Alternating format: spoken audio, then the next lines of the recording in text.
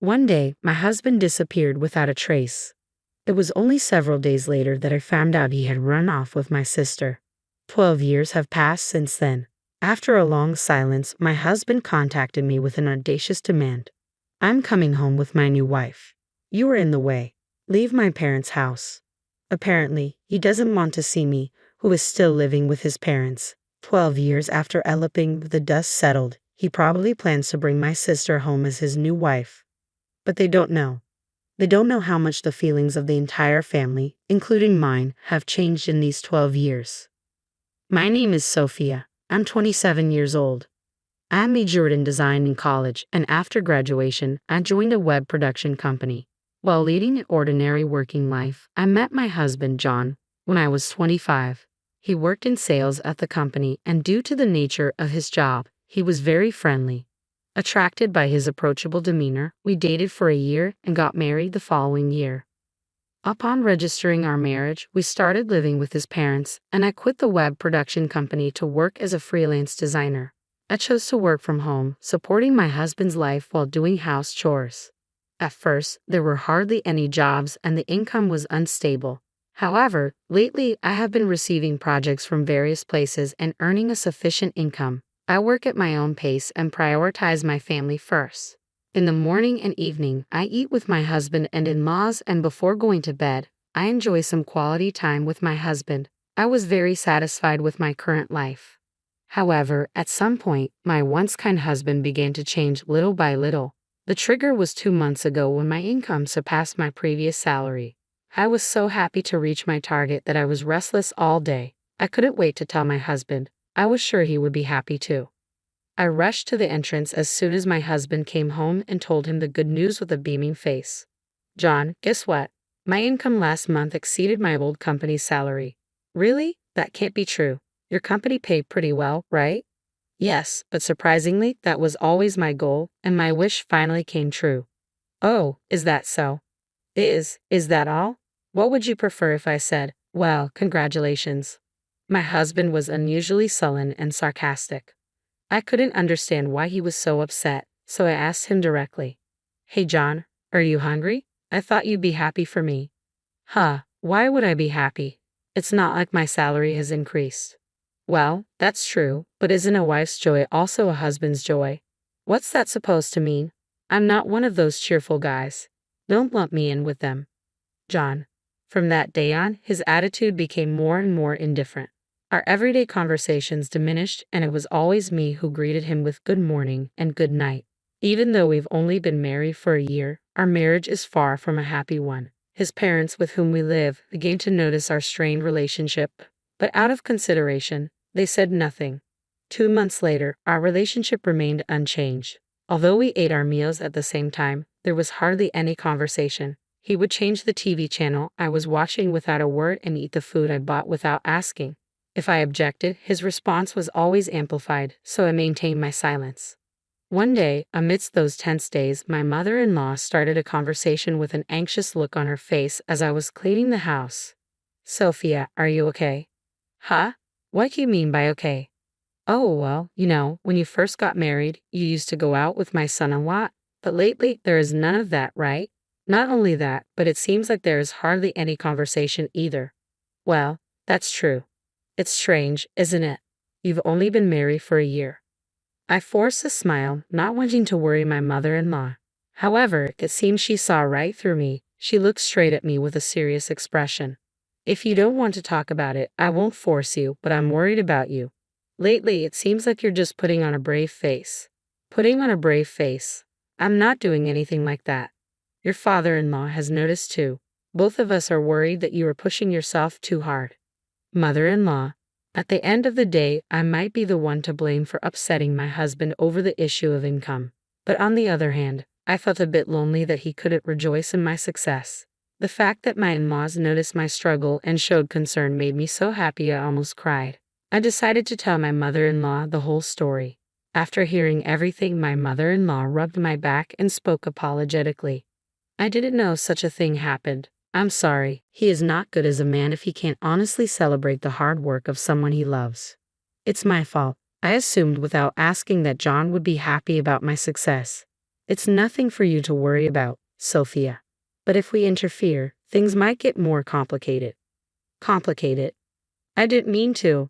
That's why I think you two should have a proper discussion about this. Do you think you can do it? Yes, I'll be fine. Thank you for listening, mother-in-law. My mother-in-law gave me a warm smile and gently stroked my head. My in-laws treated me just like their own daughter, and they were my salvation from the bottom of my heart. Taking my mother-in-law's advice, I decided to have a proper talk with my husband. That night, after my in-laws had gone to bed, I waited for him to come home. But no matter how many hours passed, there was no sign of him. Normally, he would be home by 10 p.m. at the latest, but it was already past 11 p.m. Why is he so late? I wondered, growing more anxious with each passing minute. There was no reply to my messages either. Could something have happened? Worried, I called him several times, but there was no response, only the sound of the phone ringing. After worrying and waiting for an hour, it was past midnight when he finally came home. Welcome home, I greeted him, despite my concern. My husband heaved a big sigh and wore a displeased look on his face. What? Why are you still up at this hour? Why? I was thinking of having a proper talk with you, John. Talk about what? Ever since I brought up the topic of my salary, we've been like this, haven't we? I didn't think much of it then, but I might have hurt your pride, John. At that moment, a chill ran down my spine. My husband was glaring at me with a cold expression. I was so terrified that I couldn't find my voice. As if scorning my fear, he calmly threw out his words. There is nothing I want to discuss with you. Now, waiting up for me to come home is just creepy. Creepy? I just want to build a better relationship with you, John, as a couple. That's what's tiring. I'm seriously thinking I might have chosen the wrong person to marry. Don't say that. Enough already. I'm tired from working overtime. Don't talk to me so casually when all you do is laze around at home. He brushed past me and headed upstairs to his room. Somehow, I couldn't move from the spot until the sound of him going up the stairs faded away. Why would he say such a thing? All I want is a normal married life. Even though my mother-in-law encouraged me to talk to him, nothing is resolved. Seeing his attitude, I don't have the courage to propose another talk to my husband. I felt as if everything about me was being denied, and it hurt. Even after 2 months, there was no conversation with my husband, and the days just passed uneventfully. Then one day, my husband disappeared. Looking around his room, I found it empty, devoid of his belongings. I suddenly felt something was off. Was John's room always this clean? My husband was not exactly known for his tidiness, but his room was unusually neat. There were hardly any clothes in the closet, and his suitcase was missing. That's when I finally realized he had left the house. I hurriedly tried to contact my in-laws, but I couldn't reach them. Maybe their phones were off. Just as I was panicking, not knowing what to do, I got a call from my younger sister, Isabella. Big sis, it's been a while. Isabella, sorry, I can't talk right now. Your husband, he's not there, is he? What? How do you know that? Because I'm with your husband right now. What are you talking about? At first, it really was a coincidence. I randomly met your husband at a bar. We had a drink together, and I heard things were not going well between you two. Isabella, don't tell me. I'm dating your husband. We're going far away to get married, so don't get in our way. Going far away? Stop joking around. Bring John back right now. Sorry, but I can't. Actually, I've been interested in your husband for a while now. He's tall and handsome. So sorry. I'm taking your husband. She abruptly hung up the phone. No matter how many times I tried calling back, she didn't answer. I called back, but my sister wouldn't answer. Instead, she sent me a bunch of photos, about a few dozen pictures. Some showed them next to each other, others on dates. It was unbearable to look at. A few days later, I received divorce papers from my husband. When I called his company, they told me he had already resigned. At this point, it was not a problem I could solve by myself. I decided to talk to my parents and in-laws about the situation and ask for their advice. It seems that John and Isabella have eloped, I explained. He quit his job without telling me, and he apparently wants to divorce me. Once I finished telling the story, everyone present was lost for words. In the midst of this, my father-in-law was the one who finally spoke. Sophia, I'm deeply sorry about my foolish son. I don't expect you to forgive him, and you don't have to. Father-in-law, I don't know how to say this, but I can't forgive Isabella either. To me, you were like a daughter, Sophia. I can't forgive them for hurting my precious daughter." At those words from my father-in-law, both my mother-in-law and my own parents nodded in agreement. It was at that moment that all of us changed our opinion of them by 100 degrees. Apparently, my in-laws had been considering moving due to the aging of their house. "We don't want to have anything to do with him anymore," they said. With this incident, they decided to move and keep their new location a secret from their son. On the other hand, my parents decided to cut ties with my sister. Even if she were to come back, we would treat her as a stranger and never allow her in the house again. "Someone without morals who would steal her sister's husband is no longer our daughter," my father and mother declared. I decided to take this opportunity to move back to my parents' house. I demanded alimony from my husband and sister as a condition for submitting the divorce papers. "I'll pay that much if I can get the divorce," my husband responded. Shortly after, several million in alimony was swiftly transferred into my account.